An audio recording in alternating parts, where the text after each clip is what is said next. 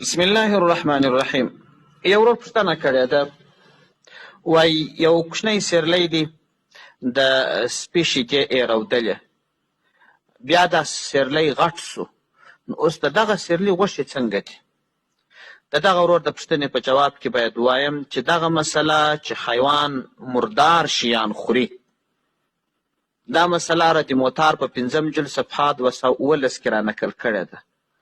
وایي هر حیوان چې مردار شی وخوري، مثلا چرګه ده مرداري خوري، یا یو اوښ دی مرداري خوري، یا یو غویی دی مرداري خوري، یا دا اوس په آرامي چرګان چې دی یو قسم وینه ورکوي، نو که چیرې د دې حیوان غوښې بدبویه سوي مکروه دي، او که چیرې بدبویه سوي نه وي هېڅ پروا نه کوي.